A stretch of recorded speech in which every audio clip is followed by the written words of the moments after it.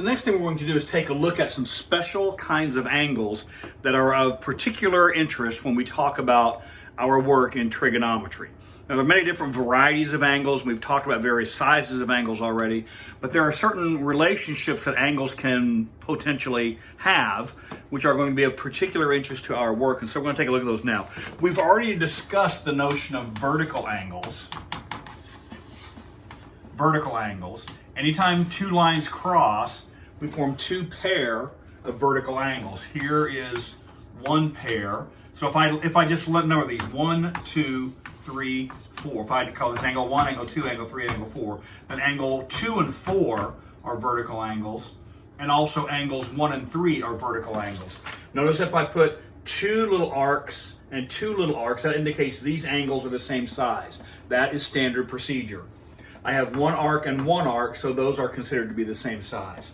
If I have a picture where I have multiple angles, suppose I put one arc here and one arc here, then we are all to interpret this as these two angles are known to be the same size. On the other hand, if we make two here and one here, then we are to all assume that these are not the same size. These are given to be not the same. Now you might wonder about this third angle. If there is no indication given, that does not mean that this angle and this angle are different. What it means is nothing is given about that angle. There's a difference between knowing that they are different and not knowing that they are. We do not know that these are the same. We do not know that these are different because we do not know anything about this angle. In this case, we know that this angle and this angle are not the same size. On the other hand, suppose this were given. Now we know these are the same size. And now also suppose this were given. Now we know several things. These are the same size, and this is different from either of those. So the number of little arcs is used to indicate congruence or equal angles. And so when we have a pair of vertical angles, we naturally have two pair of angles that are the same size. We know vertical angles are the same size. Vertical angles are equal. Again, sometimes these are called opposite angles in particularly in European work. This is sometimes called opposite angles.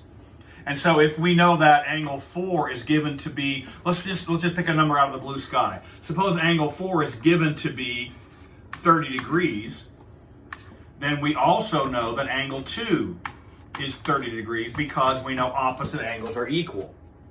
Now, being able to find angles 1 and 3 depend upon these special kinds of angles that we're talking about. Some of you, I certainly hope, this is some basic review from geometry, so I hope it's not too challenging to figure out what angles 1 and 3 need to be, but for the record, we'll go through this from scratch.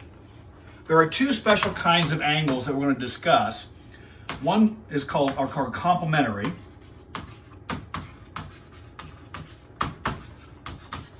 and the other are supplementary.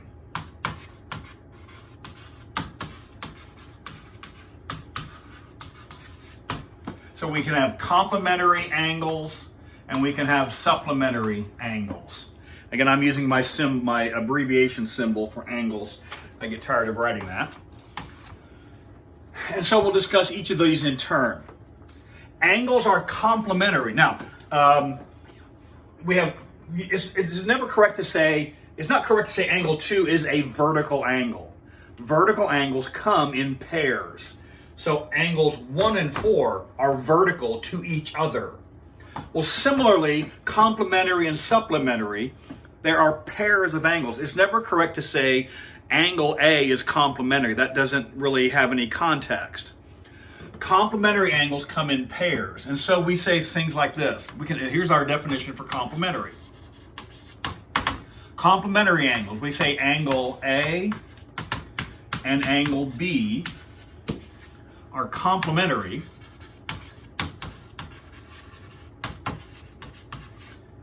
if their sum, and when I say the sum, I'm using shorthand for the sum of their measures. We're applying a measure to each of these, but we're talking about the sum of their measures. If A and B are complementary, if their sum is 90 degrees. 90. And so any two angles whose sums add to, or whose measures sum up to 90, sum means add together, is 90, those angles are complementary. And so it doesn't make sense to say angle A. If angle A is 40 degrees, then we do not say angle 4, or angle A rather, is complementary. What we would say is this: if angle A is 40 and angle B is 50, then we say angles A and B are complementary, tacitly saying we're leaving out this notion they're complementary to each other. Each is complementary to the other, or we say each is the complement of the other.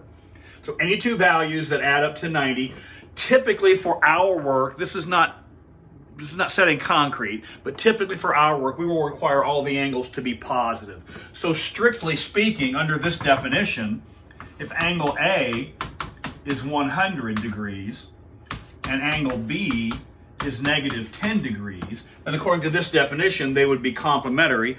And depending upon the context, we could use that. For most of our work, this will not happen. For most of our work, this won't happen. It could, and we could have that work out, but we will, for most of our work, that will not occur. So complementary angles. That says the sum, they sum to 90. 90. All right. And then supplementary is very similar. Angle, I don't need to use A and B all the time. Let's just pick, let's say C and D, angle D are supplementary.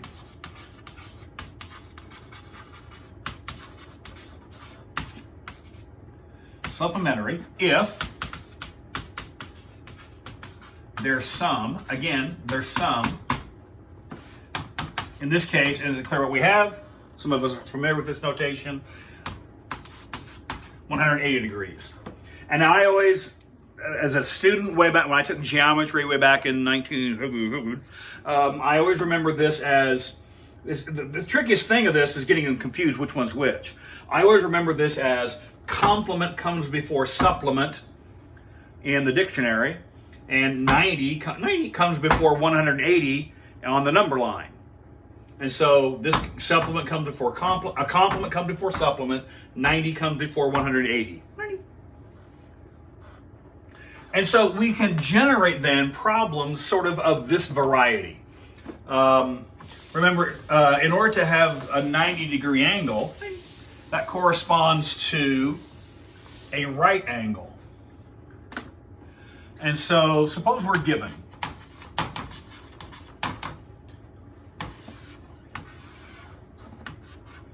anytime we have a right angle, I will indicate that not with little curved arcs, but with square corner.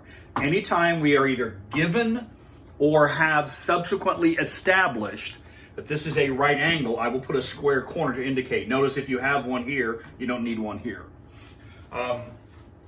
And so, let's suppose we have a picture of, say, this variety, and I have a few numbers here to play with.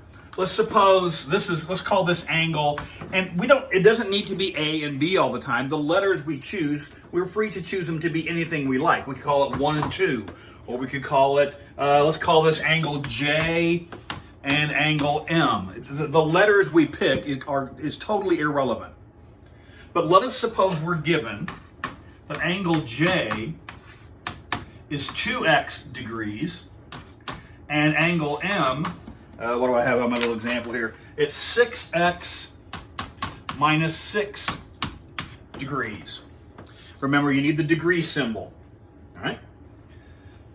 And what we are asked to do is to find the measures of angle J and angle M. All right? Remember what you're asked to find. You're not finished until you find what you need to find here. We'll see what's happening here in just a bit. And so, we're given that they're complementary, or they clearly, this is a right angle. Here's angle J, here's angle M. When you put them together, we add them together, you get 90 degrees. And so these are complementary. So we can say since angle J and angle M, this is given, remember this is all given, or supplementary, or complementary rather.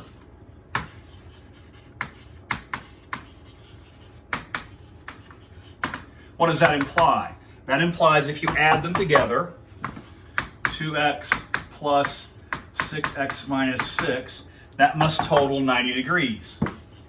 90. Now, this is the compromise I'm willing to make with you. Problems will be given with the degree symbol, and you should express your final answer with the degree symbol. In fact, if you like, you can go ahead and put it in right now before you start. So make sure your final answer is in degrees, and any given information will be in degrees. On your work, I will not require you to continue to write the degree symbol all the way through. So the work does not require the degree symbol, but then at the very end, I will ask you to use the correct, technically I'm asking you to use the units. The units are degrees. The rest of this is straightforward. This is run-of-the-mill garden variety algebra. This is 8x minus 6 is equal to 90. 8x is equal to, what is that, 96. So x is equal to 12. If you stop here and put a box around it like you're proud of it, that is wonderful, but it's not correct because you're not finished. A better way to say it is correct, but you're not finished. Make sure you find what you've been asked to find.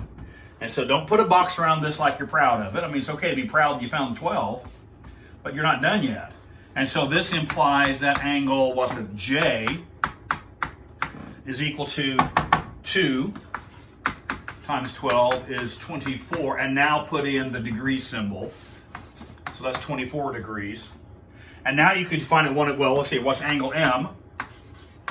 Angle M is, what's my number, 6x minus 6. So that's 6 times 12 minus 6. 72 minus 6 is 66 degrees. And a nice, easy way to check your work. Those two numbers, when you get finished, they stinking better add up to 90, and they do. Complementary angles add to 90 degrees. Supplementary angles add to 180 degrees.